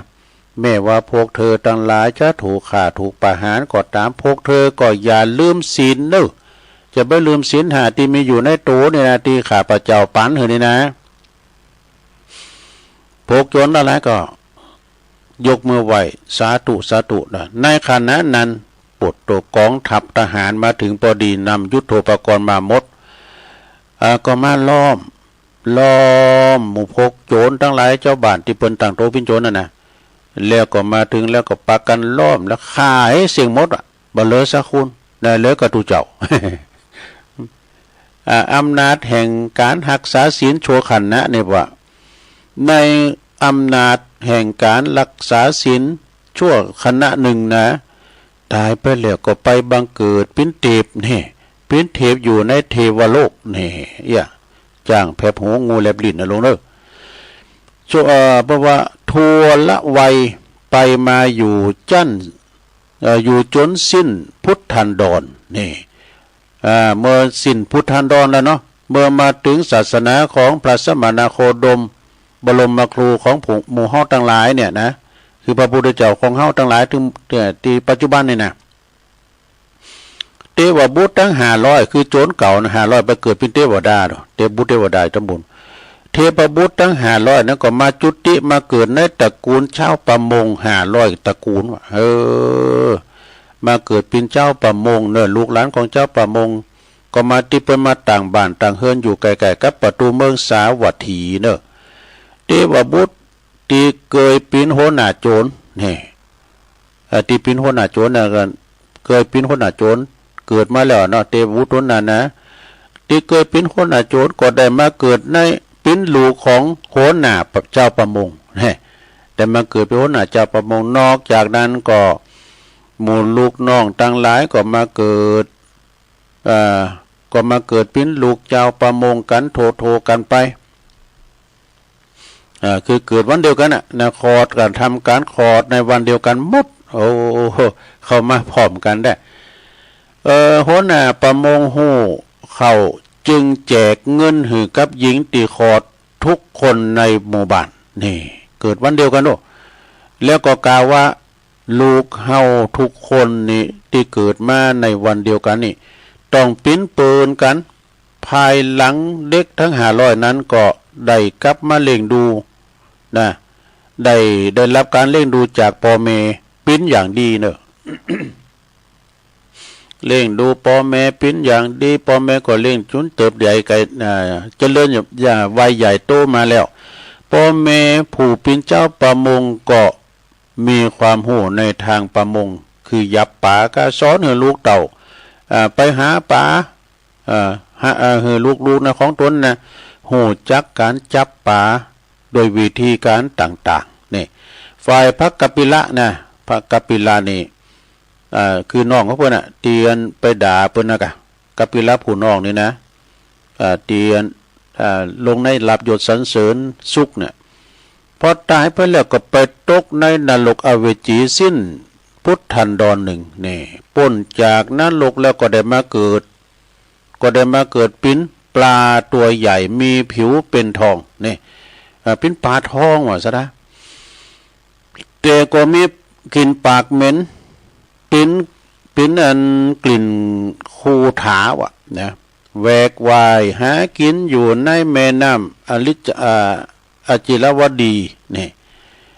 วันหนึ่งเนอะเจ้าลูกประมงนะลูกเจ้าประมงต่างคนต่างก็ได้เครื่องไม้เครื่องมือเป็นเบ็ดก็ดีเป็นแหเป็นหยังตาข่ายหยังต่างๆไปเครื่องมือจับปลาว่าเป็นแสะเป็นสอนเป็นไส้เนาะเป็นสุ่มไปซักสุ่มก็มีก้าสมัยก่อนเป็นซักสุ่มลูก ซักสุ่มเลยนะเพราะว่าพองในใดเพราะยีนเพราะว่าก็ปากันเอาคือไม่คือมือไปจับปลาเป็นตุ่นเนาะไปทำการจับปลาในแม่น้ำอาจิรวดีบางเอิญปลาทองกัปปิละตัวนั้นน่ะมา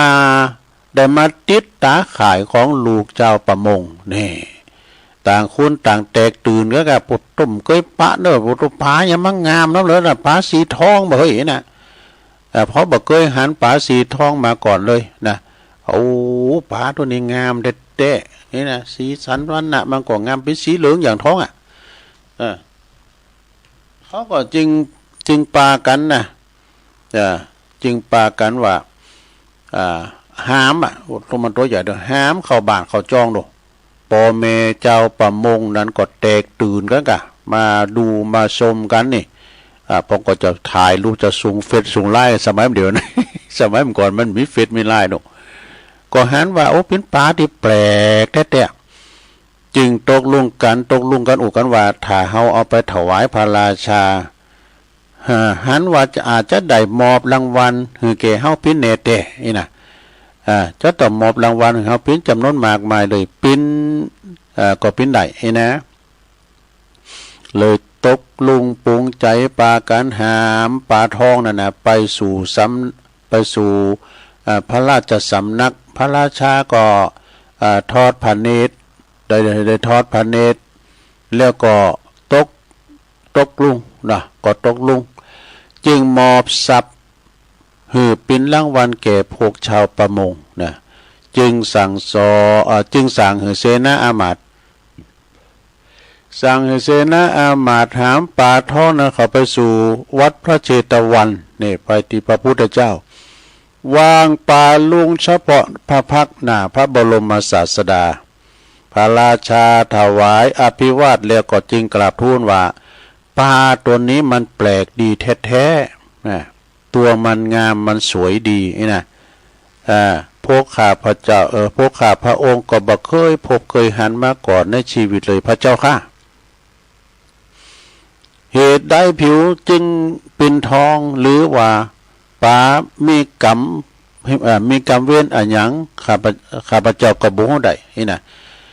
ตอนนั้นพระองค์สัมมาสัมพุทธเจ้าจึงได้ปราลบเล่าอดีตชาติปางก่อนในครั้งศาสนาของพระมหากัสสปะเจ้าว่าป่าต้นนี้นะมันไม่ใช่ป่าธรรมดาป่าต้นนี้ในครั้งศาสนาของพระพุทธเจ้าทรงพระนามว่ามหากัสสปะป่าต้นนี้มันเป็นพระภิกษุดูมันเป็นตัวเจ้าจีกัปปิละนี่มีผิวพันธุ์เป็นทองเนี่ยมีผิวเป็นทองเนี่ยนะเพราะพระกัปปิละนี่นะ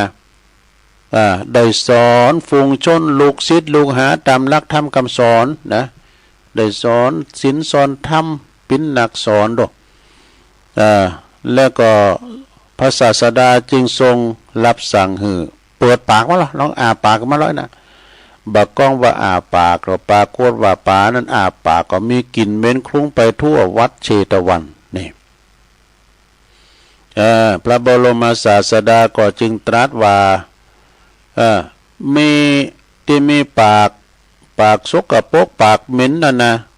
ก็เพราะว่าพระกัปปิละนี่เป็นผู้ที่ปฏิบัติวินัยกับเนื้อย่อนย่านไปบัดตั้งอยู่ในความตีปินสมณะตั้งอยู่ในความประมาทนะมีความหูสูงได้เป็นครูสั่งสอนลูกศิษย์ลูกหาเป็นจำนวนหนักหลายตึงเข่าตึงแก่เวลาเปิ้นทำผิดอย่างมาก็จะด่าเปิ้นโดยถอยกรรมวจีกรรมที่ว่าหยาบจ้ากาขนองนะด่าแผ่วตาบอดตะหลุมพวกหยังอ่ะนะเท่าแล้วย่ำโหอ่ะนะก็ว่าเป็นพระมหาเถระนะจนว่าครูบาอาจารย์มาตักเตือนก่อมฟังอายเปิ้นมาตักเตือนก่อมฟังไอ้นะต่อไปนี่ก็ปินป่าตัวนี้ระลึกจะได้ลองลึกจะได้เหรอนี่คือพระบรมพระมหาบพิตรนี่พระมหาบพิตรพร้อมกับเจ้าบ้านเจ้าเมืองเหล่านั้นนะมาฟังกันได้หลายเนี่ยกูโหโตคุณเลยนะคนจะถ่ายทอดแล้วนะพระองค์จึงตรัสถามป๋ากัปปิละนั่นนะว่าแต่ก่อนเธอปิ้นอันยังมาจากไหนป๋าต้นนั้นก็ตอบว่าแต่ก่อนข้าพเจ้านี่มีชื่อว่าพระกัปปิละเนี่ยพระกัปปิละเป็นผู้ปิดพระหูสูตรเป็นผู้ที่หูซ้ำซ้องในพระสูตรพระธรรมวินัยหมดนะแล้วก็มีความประมาทตกอยู่ในอำนาจของกิเลสคือมีโลภะตัณหามีลาภสักการะมาป่อนเข้าไปแล้วเลยเกิดกิเลสด้วยกันหันผู้คนใดเนี่ยก็ด่าว่ามดเป็นพระเถระครับก็ด่ามดอยู่ในสมัยพระพุทธเจ้านามว่ากัสสปะพุทธเจ้าเธอทำกรรมอันยังจึงเกิดมาเป็นป่าจึงเป็นป่าทองเนี่ยก็ข้าพระองค์นี่ก็คือได้เห็นพระไตรปิฎกแล้วก็ได้กล่าวสอนคนอื่น แต่ตัวเก่าได้บ่ได้ปฏิบัติแล้วก็เคยด่าพระมหาเถระกาด่าคุณทั้งหลายเกิดมาจากนี้จึงได้เป็นป๋าสีทองพระเจ้าข้าไอ้ดอกที่มีปากเหม็นนั่นก็เพราะว่าปิ้นนั่นเพราะว่าข้าพระองค์เนี่ยนะได้ปิ้นพาตีปฏิบัติหย่อนยานแล้วก็โดยถ้อยกรรมวจีกรรมไปด่าเปิ้นต่อหย่อนยานต่อพระธรรมวินัยพระพุทธเจ้าข้าไอ้ดอกบัดนี้ป๋าเจ้าจะไปไหนนะเปิ้นถามว่าเจ้าจะไปไหนต่อป๋านะก็ตอบว่าข้าก็จะต้องได้ไปสู่มรณหกอเวจีต่อพระเจ้าข้านะพอกล่าวจบดังนั้นแล้วป๋าตัวนั้นก็แกว่งหัวด้วยความละอายแกว่งหัวเอาหัวควิดไปควิดใส่เฮือเอาหัวไปฟาดเขาเฮือกับปตโอ่องอ้อไหล ก็เลยตายเซตเดสโมเรเนี่ยตายไปแล้วก็ไปสู่มรณะอเวจีกันต่อไปเรื่องนี้ก็จบลงไปในทานเรื่องกัปปิละนะปลากัปปิละเพียงเท่านี้เอวังก็มีด้วยประการฉนีเนี่ยเพิ่นเขียนไว้นะอันนี้ก็จบลงไปสัทธาญาติโยมทั้งหลายมันปิ้นอย่างอี้เด้อกำนั่นน่ะลุงทอนเอ้ยมัดเอวกบนะเรื่องของกรรมเนาะต่อไปตุลุงก็จะเอานิทานนี่มันเล่าสู่จูกันฟังทำกรรมเด้อสัทธาเด้อเดี๋ยวก่อนจะปิ้นตัวจุยทำกรรมหนึ่งนะสัทธาอันนี้เรื่องสังนะปิ้นนิทานกล่อมนิทานใบยาวนิทานกล่อมก็ลองฟังก่อนเด้อนะตุลุงมันขี่ว่าเนี่ยมันขีดติดพันนะก็เด้อถ้าเรานิทานเนี่ยเคยได้ยินแล้วในโลกเนาะเพลงเพิ่นก็มีเนาะนิทานเรื่องนี้นะอาจารย์พรพิรมก็เลยเอามาเป็นเพลงแหล่แล้วนะแต่มันเนิดหาศาลามันดีนะตุลุงก็ใส่นมใส่เนย ใส่นมใส่เนยฟังเนาะนิทานเรื่องนี้ให้ชื่อเรื่องว่าใจอันนี้พญามารเนี่ยอันนี้พญามารเอานิทานเกิดในโลกเนอมีคติเตือนใจนะอันนี้แปลว่าให้ทุกแก่ท่านทุกนั้นถึงตัวนะหรือว่าบาลีตุลุงเป็นต่างไว้ว่าทุกกะท่านทุกกะถั่วทุกกะหัวนัว อันนี้มันบาลีถืนด้วยนะตุลุงทุกกะท่านทุกกะถั่วทุกกะหัวนัวเปิดว่าทุกขโททุกขฐานนางให้ทุกแก่ท่านทุกนั้นถึงตัวมันพิจารณาลองฟังนิทานทำในร้องเรื่องสุนัข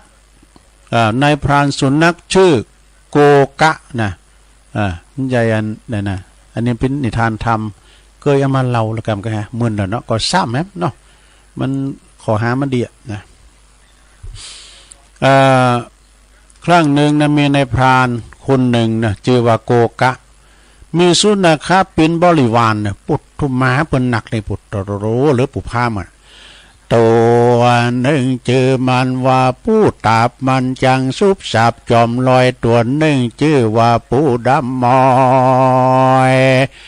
พวกห่างล้นกลางดังไปพับป่าเชียงลอยตีตัวหนึ่งชื่อว่าไอคนเยซอมซอมันจังห่มรอคบเสือตัวหนึ่งชื่อว่าผู้คำเครือคบหยาบ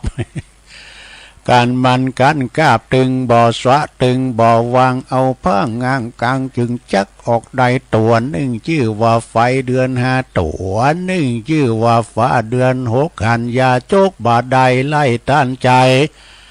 ตัวหนึ่งชื่อว่าบาดาวเสด็จลงป่าได้7 วันมันก็ยังพันคืนมาหลอดตัวหนึ่งชื่อว่าผู้ดำปอดตาแหวนเอาเสียงแข่งปานดังฟ้าผ่ากองอาตกามอนอาแดนาดงตัวหนึ่งชื่อว่าไอ้ด่างหางแดงเจ้ามันฮักมันแปลงผูกไว้มาตัวนี้มันใจใดกูอัน สีตินยันอองเต่าปักมันเห่าหานเล่นตามันแงนหาหางเพิงแหล่หางหอกหางมันสุกซอกเข้าหูหนูหูมันฟังเจ้ามันเรียก มาอเนกประสงค์มันผสมให้หน่อยเนาะเพราะว่าหมามันหลายนี่นะนายพรานโกกะคนนี้นะมีสุนัขเป็นนั่นเป็นบริวารนะการเวลาวานนายพรานโกกะนี่จะไปสู่ป่าไปลาเหนื่อยเนาะปุถุม้าก็จะเวทนะเวทแล้วมันมีเป็นกองทัพดูอันนี้ ของทำหน้าเนี่ยไปหน้าพวกเราโอ้เป็น10เป็น20ตัววุ่น2ป้ายหน้า2ป้ายขวางขวาตั้งซ้ายก็มีตั้งขวาก็มีปลายหลังก็มีปุตโตมันอยู่บริวารแวดล้อมมันมีสุนัขะเป็นบริวารนะในพรานนี่ก็ไปสู่ป่าเนาะเปิดว่าจะไปเสาะว่าหากินไปยิงกวางยิงฟานนะไปลาเนอร์ได้มาแล้วก็เอามาแหมมาเล่งลูกเล่งเมเลือนะก็ขายนะเลือนะก็ขาย ก็เปิดออกไปสู่อรัญญประเทศลาวป่าไปหาเนอร์หากวางหาฟานหมีมันก็ยับอีวอกมันก็เอา เอามาหมดอ่ะนะกัดตายก้ามจาก้าในหยุมได้กระหันในพานคนม้ามันเห่างอกไอ้น่ะปุดโตมาดึงแลนกันสุดๆละก็ขึ้นก็ไม่มันก็ลอบก็ไม่นั่นเนาะเนี่ยม้าบุพันมาในพรานโกกะนี่มันลายเนาะในสมัยนั้นก็ยังมีตุเจ้าเดินธุดงค์ตัวหนึ่งพระเดินธุดงค์ลุงขึ้นแล้วเนาะโอ้ตุเจ้าในเวลาเจ้านี่ก็ปุดโตอาหารการกินมาอยู่ที่ศรัทธาบุโดเนาะต้องไปพิขาจารไปเดินรับบิณฑบาตตามสมัยเนี่ยเป็นวานะปุตโตอาบัติของตุเจ้านี่ใช่ไหมอย่างตุลุงนี่ก็อาบัติเหมือนกันเนี่ยไปก่อไฟเพราะภิกษุห้ามก่อไฟไปติดไฟไปหึงไฟก็ไม่ได้นะหึงไฟหึงหนาวก็ไม่ได้นะเนาะไปถอนหญ้าทุกหญ้าขาดผ่าของเขียวก็ไม่ได้นะอาบัตินะหลวงแต่มันเป็นอาบัติเล็กๆน้อยๆอย่างตุลุงเขาเนี่ยอยู่บนดอยศรัทธาไผอย่ามาเตียวขึ้นมาดอยมีการวันศีลอะไรจะบอกคือนะพอตุลุงก็มาเข้าก็แจ้เข้าอันนี้เนาะทับอาสาลุงขึ้นเจ้านะเอาพระผู้เป็นเจ้าเนี่ยพระผู้เป็นเจ้าก็นุ่งห่มคุ้มเป็นปริปุณนังเปิ้นว่าอย่างนี้ก็ปริบนทนเนาะนุ่งสบงทรงจีวรพิธีเรียบร้อยบาตรจะเดินไปเดินบิณฑบาตพิขาจารย์ตามตีสมณวิสัยแห่งระหว่างบาทนะนายพรานได้ทัศนาการหันตุเจ้าตอนนั้นโอ้ก็มีความโหดความเกลียดว่ะอย่างสมัยก่อนในเปิ้นแบกแสะแบกจำไปแพะไปกลางตุงกลางนากระหันพระน้อยกะหันตุเจ้าเขาว่ามันแกนว่ะแล้วมีหันลายนึงเฮ้ยถึงมือถึงวันนี้ไปหากินจะฮื้อก็ไม่ได้นี่ไปปัดตุนันสุมาเลยก่อนเป็นพระใหม่โดนบทใหม่เนาะไปปัดตุนันปุตตุวันนั้นยมมันคือว่าเอามาเป็นตัวต่างให้หมอมานวะไอ้ดอกในพระในปรัชนาการหันตุเจ้าก็มีความโกรธโมโหโตโสบังเกิดความพอใจว่าโอ้ตุเจ้ามานี่แล้วดูนะแกนน่ะก็เนี่ยไปหาลาหาเนื้อหาสัตว์ก็ไม่ได้ก็จะเกิดว่าน่ะปุตโตทันใดนั่นเองเนาะมันถูกจัตตาตุเจ้าอะไรนี่เนาะมีความปรารถนาที่จะจองกรรมจองเวรหรือว่าไปเบียดเบียนเพิ่นน่ะจุ้ยมากะเอาตายบ่เอาปุตโตก็มานี่ก็มาฮอตตบมือนะมาซ้ำเอาดีๆแหละเนี่ยอย่างโง่ควายกันแล้วก็มันอ่อนก็ว่ามันจะจุนมันอ่อนกันดูเอาโหเงงนี่ควายนะมันปุ่งงานนี่จุนแล้วไม่ปากกระตอนนะปุตตะสะดึกสะดังนี่ปุ๊บบ่ได้สมัยมันก่อนเนี่ยหลวงเปิ้นเอาเจือกไปตุ่มไปหนึ่งกันนะมันได้ออกกันนะก็จุ้ยม้ากดไล่ครบอันตู้เจ้ากะตู้เจ้าก็เอาไหนได้ปุตโตบาดเฮตีฟ้าบาดเฮตีเนี่ยปุตโตเฮฟื้นมาเนี่ยเนาะลูกในโกกมาเนาะ ทำไรติดเอาไหนมันได้ไหนอ่ะรู้เจ้าคืนก็ไม่กะเนาะแลนขึ้นก็ไม่นะสุนัขตั้งหลายก็มาล้อมรอบเห่าอยู่ตั้งหลุมมันเอ้าบ้ามันตุดหลายเนาะกูเขียวห้างดอกก็ไม่หรอกเห่ากันไปสุดนั้นก็หนีหมาขึ้นต้นไม้แล้วเนาะสุนัขข้าทั้งหลายก็มาล้อมประชุมจุ่มนุมกันหยิบโคนต้นไม้ว่ะเปิดว่าจะคบซึ่งภิกษุนั้นนะนายพราน นั้นแลนมาถึงปื้นต้นไม้ ก็ไม่กระดานก็ไม่ทำสูงกันอย่างนี้ก็เอาหอกที่ไปลาซัดเอามาไล่ทิมแตงเอาฝาบาทเตียนองค์ตีนตัวเจ้าน่ะแตงทางซ้ายแตงทางขวาเลือดหามไหลออกมาบาดพื้นตัวเจ้านะก็ได้ทำได้ทุกขเวทนาเป็นอันมากภิกษุเจ้าตอนนั้นก็ห้ามสักต่อใดมันก็ฟังในพานั้นก็เอาจิ้มทีเดียว ตัวแกนกันมาอย่างตอนนี้เนี่ยไปหากินได้อ่ะตัวแกนกันเอาว่ะเอาตายจุ้ยมามั้ยน่ะ โอ้เปิ้นนั้นขอร้องโดยวาจาก็ฟังตุเจ้าน่ะขอร้องเด้อจะไปย่านเดี๋ยวก็แต่งทางซ้ายเดี๋ยวก็แต่งทางขวามาถึงฟังนายพรานก็แต่งที่เดียวนะภิกษุนั้นก็เสวยทุกขเวทนามีร่างกายอันสั่นไหวอันหวั่นไหวจีวรทันใดในจีวรน่ะผ่าคุมเพื่อว่าผ่าจีวรก่อนเพื่อว่าผ่าร่างกายดู ผ่าเจนนอกกันนะผ่าร่างกายผ่าร่างกายที่คุมนั้นร่างกายของภิกษุนั้น ก็พลัดตกลงมาคุมในพรานแห่งในพรานว่าตังสุนัขาฝ่ายสุนัขะนั้นก็บัดแต้นสังเกตเนาะ ก็สำคัญว่าโอ้ตัวเจ้านั้นตกลงมาแล้วเองอ่ะเพียงว่ามันคุมใส่ตัวกันหัวหน้าเจ้านายมันคุมใส่ในพรานกับปุตตุ้มหมาตัวนั้นก็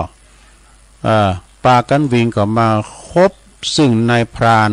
โกกะแล้วก็กินเป็นอาหารบ่ว่ากินเนื้อเป็นอาหารเหลือแต่สาโครงกระดูกเท่านั้นว่าดูโอ้เอาบ่ครบแล้วมันตกมาแล้วบ่ภิกษุนั้นก็เลยหลังจากเดิมมันเหลือกระโครงกระดูกแล้วเนาะภิกษุนั้นตุจอนั้นก็เอาไม้แห้งเนาะเกาะไม้แห้งไล่มาซะไปนี่ก็มันจะลุ่งเนาะตุจอจะลุ่งต้นไม้หมาก็เงยพอปวดโทพิมพ์วันเดียวนี้เฮาฆ่าเจ้านายกันน่ะ ภิกษุใดก็ฮักเอาไม้แห้งมาแกว่งไล่ซึ่งสุนัขะทั้งหลายเปิดที่จะมันนี้จากไปฏิหันสุนัขทั้งหลายก็ปากันแงนขึ้นไปดูจึงหันภิกษุยังอยู่บุญโอ้อันที่ครบนี่เป็นว่าเจ้านายตายว่ะนะสุนัขะทั้งหลายก็ปากันเสียใจมันก็เสียใจไม่เลยมาทั้งหลายก็เสียอกเสียใจจะกลับไปบ้านก็กูลูกภรรยาของนายพรานจันนี่แหละเทศจะอาจารย์บุ๊บจากอันนี้กะนะก็ปากันปรารถนาการหนีเข้าป่าไปหมดว่ะโอ้ม้าวันนั้นเลยกลายเป็นม้าป่าหนีเข้าป่าไปหมดในกาลนั้นโซลุทโกให้นะฝ่ายว่าในพรานครั้งนั้นทำลายสังขารเมื่อวานลงหลับดับขันไปแล้วก็ไปบังเกิดในนรกว่ะเสวยทุกขเวทนาโดยอำนาจกรรมของตัวเก่าตีได้ทำลายนะ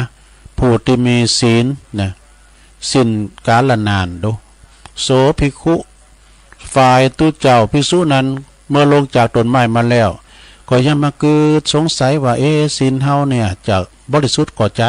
จะทำเหมือนนายพรานตายจะศีลเฮาจะบริสุทธิ์หรือไม่ก็เลยเป็นขอสงสัยในตัวเก่าของเปิ้นจึงรีบไปเข้าเฝ้าพระพุทธเจ้าแล้วกราบทูลถามแล้วก็เล่าซึ่งเหตุการณ์เหตุที่ทั้งปวงตั้งแต่ต้นจนถึงอวสานองค์สมเด็จพระสัมมาสัมพุทธเจ้าก็เลยตรัสว่าดูก่อนภิกษุศีลของเธอยังบริสุทธิ์อยู่อย่าไปมีความสมองเลยแต่ในพรานนั้นมีความประทุษร้ายแก่บุคคลที่เป็นบัพประทุษร้ายกับตนแล้วนะยังบัพประทุษร้ายกับตัวเจ้านะก็ถึงซึ่งความพินาศไปตามยถากรรมเด้อนะพระองค์จึงตรัสว่าดูก่อนภิกษุนายพรานได้กระทำการประทุษร้ายและถึงซึ่งความพินาศแต่ในจัดนี้แล้วก็จัดหนาเด้อยอมพินาศไปเนี่ยจบสราญาโยมเรื่องนี้เพิ่นก็เลยว่าให้ทุกแก่ท่านทุกนั้นถึงตัวนะทุกขโททุกขฐานังหรือว่าทุกขท่านทุกขโททุกขโหโน จบลงไปเนอะสัทธาญาติโยมทั้งหลายในพรานกับพระเนี่ยเพลงบ่ก็มีดูเพลงเปิดก็เป็นแหล่หือฟังเนาะอาจารย์พรพิลมพระกับพรานจบลงไปเนอะสัทธาเนอะวันผูกเจ้าตุลุงก็จะสอหาสรรหามาเล่าสู่จู้กันฟังแดมเนาะวันผูกนี่ก็เป็นนาทีของตุลุงพัดสุกเสาก่อนอื่นนะก็ขอขอบคุณนะเฮาไป รวมงานบุญกันหลายตีวันนั้นก็ไปที่วัดพรหมมงคลท่าล้อเปิ่นมีงานทรงน้ำพระธาตุนะประจำปีแล้วก็ปีนี้เป็นกรณีพิเศษเปิ่นมีการฉลองตราตั้งเจ้าอาวาสในเมตตาธรรมพระอธิการอธิวัตรวรยาโนตุปีวันใหม่ก็ได้เป็นเจ้าอาวาสโดยสมบูรณ์แล้วเนาะรับการแต่งตั้งก็มีพี่น้องศรัทธา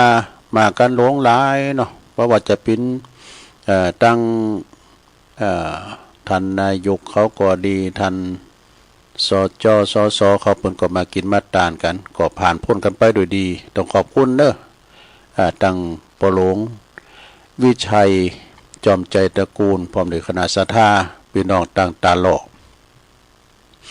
จากหันมาก็มาทำวันที่6ก็มารวมบุญงานตานตีดินแล้วก็อาคารศาลาตีวัดก็ขาหนองโบเพิ่นซื้อตีดินโหเป็นขบวนดีเหรอข้างวัดหลังวัดนะเอาไว้จัดกิจกรรมอย่างในโลสบายเลยแข่งกองก็ได้กว้างเหมือนกันเนาะมีห้องน้ำห้องโสมเรียบร้อยแปลงอาคารศาลาปฏิบัติธรรมโดยแล้วก็ซื้อตีดินแถมอีกก็ขอบคุณตังหลวงพ่อบุญทรัพย์จันทเสโนพลุงหนอแก้วโดยแล้วก็ตังปหลวงบุญส่งปัญญาพัฒน์ปู่จวยเขาปอลำเซียนบอลำมาเขานี่นะถวายการต้อนรับหลวงเป็นอย่างดีเนาะก็เลี้ยวกันไปเป็นงานตอนนี้ไปประกาศข่าวสารงานบุญสักหน่อยเนอะสะดาเนอะเดิมพวกนี้จะเอาเมาหมดพวกนี้อันนี้ประกาศเฉพาะเดือนมกรานี่ก็วันที่วันพุธนี่กันเนาะอันนี้ทำบุญสัตตมวันที่วัดบ้านเราประจักษ์ดอกเขียวจะประกาศไปแล้วนะ10 11 12ก็เข้ากรรมโสสานกรรมที่ป่าจ้าบ้านปักตั้งเจริญเนอะอันนี้เจ้าประกาศไปแล้วเนาะแล้วก็เปิ้นก็จะจูโคกันวันที่10 11แล้วก็12วันออกกรรม ที่สุสานบ้านปักตั้งเจริญเนอะอาจารย์ประคูมได้มาออกรายการก็ไปบวชไปแป้งตู่แป้งปางพุ่นเนาะ ที่ป่าจ้าพุ่นเนาะกับศรัทธานำศรัทธาได้ช่วยกันพัฒนาปูโตนอนพองมามุงกระเบิงพองแป้งห้องน้ำพองเปิ้นก็จะต้านวันออกกรรมนะกะแล้วก็วันที่12 13มกรานี่13นี่เป็นวันเดือน4ปิ้งเนาะศรัทธา12นี่เป็นวันโกน13นี่เป็นวันเดือนเพ็ง4เพ็งมกรานี่ก็คือวันที่13นี่ก็มกราเปิ้นจะมีงานที่วัดเหล่ายาวไต่เนอะงานหยังก็งานประเพณีทรงน้ำพระธาตุแล้วก็อธิษฐานอดีตครูบาอาจารย์โดยก็ที่วัดเหล่ายาวใต้คณะศรัทธาวัดเหล่ายาวใต้ก็มีกันหลวงหลายก็ปากันไปเนอะตอนเจ้าก็ทำบุญตักบาตรสาตานเข้าใหม่กันด้วยแล้วก็กลางวันก็วันค่ำก็มีโหวัดโหวานะมีหลาย10โหวัดเนอะมีพิธีสงฆ์ในเวลาประมาณ9 โมง 10 โมงนี่ตัวที่วัดเหล่ายาวไต่นะแล้วต่อหันมาก็วันที่18 19นี่ก็มกรานี่ก็เป็นงานฉลองสมณศักดิ์ผัดยศโดยแล้วก็ฉลองเสนาสนะโดยที่วัดแม่ห้องไคร้นะวัดแม่ห้องไคร้ก็ตั้งอยู่ที่อำเภอดอยสะเก็ดเนาะอำเภอดอยสะเก็ดในเมตตาธรรมอาจารย์พระครูชลทานพิทักษ์หรือว่าตุลุงแดงนะตุลุงแดงนี่เปิ้นก็ได้ดูแลวัดถึง 3-4 วัดกันนะสะดาพระบุญดอยบุญแล้วก็เปิ้นเป็นผู้ที่ว่าจิตอาสานะช่วยการช่วยงานวัดว่าอารามต่างๆนี่พากันไปถึงตุปียุ่ยด้วยเตะขาเปิ้นบ่ว่างานทางเวงป่าป่อมว่างานทางเฮาว่างานดอยนางแขวนะเปิ้นก็มีความสามารถหลายอย่างก็เจิญนะวันที่18นี่โคตานเจ้าบ้านเขา19นั่นก็สืบจัตตาหลวงแสดงมุทิตาจิตจะร้องตราตั้งแล้วจะร้องอันพัดยศเปิ้นตัวยปริญญาเปิ้นตัวยเสนาสนะอย่างตัวเองนะ18 19มกราเนี่ยไปปะกันที่วัดแม่ห้องไคร้นะ อำเภอดอยสะเก็ดและ21ก็จะไม่ลืมเด้อ21มกรา21มกรานี่ก็จะมีงานตัดไว้ลูกนิมิตตีวัดมงคลวาลีเนอะมงคลวาลีนี่ก็ตั้งอยู่ตำบลขวงเปาอำเภอจอมทองในเมตตาธรรมอาจารย์พระอธิการบุตรประภาโสครูบาบุญกำเนอะเพิ่นจะมีตั้งแต่วันที่19-21นะมกรานะตัดไว้ลูกนิมิตผูกพัทธสีมาที่วัดมงคลวาลีน้องหายนะตำบลขวงเปาจอมทองและทำงานหนึ่งอันนี้เพิ่นฝากประกาศมาเด้อปหลงปหลงจิรศักดิ์อุ่นมา ผู้ใหญ่บ้านหมู่8เนอะบ้านใหม่3หลังเพิ่นก็บอกว่าขอความอนุเคราะห์ช่วยประชาสัมพันธ์งานผูกพัทธสีมาด้วยนี่ก็โดยตั้งวัด3หลังวงเล็บบ้านใหม่จะมีงานในการทำงานทำบุญผูกพัทธสีมาปิดทองฝังลูกนิมิตระหว่างในวันที่13นี่13 14ถึง18นะ13ถึง18มกราเนอะเนี่ยเป็นมีหลายวันแต่มีการละลินด้วยนะดังรายละเอียดดังต่อไปนี้ก็คือวันที่13มกราในวันแรกเนอะวันเปิดงานนะจะมีประกวดห้องเพลงนะลูกทุ่งมุ่งสู่ดาว มีการประกวดห้องเพลง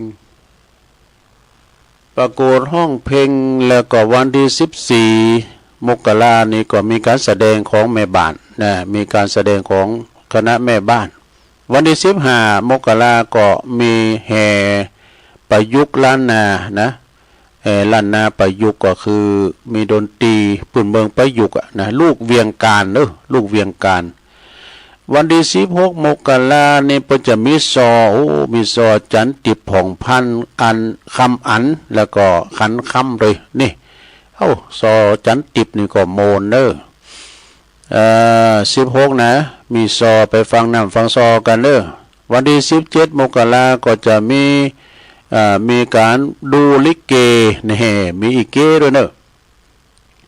ใครโฮมอีเกก็ไปพอวันที่17นะพบกับผลงานการแสดงลิเกของคณะอุดมนาฏศิลป์เปิดม่านทำการแสดงพี่น้องได้ชมกัน17นะแล้วก็วันที่18นี่ก็ฝังลูกนิมิตก็คือว่าแต่ละวันนั้นเราไปก็มันจะไปผอมได้นะติดไม้ติดมือไปปูจ้าแผ่นทอง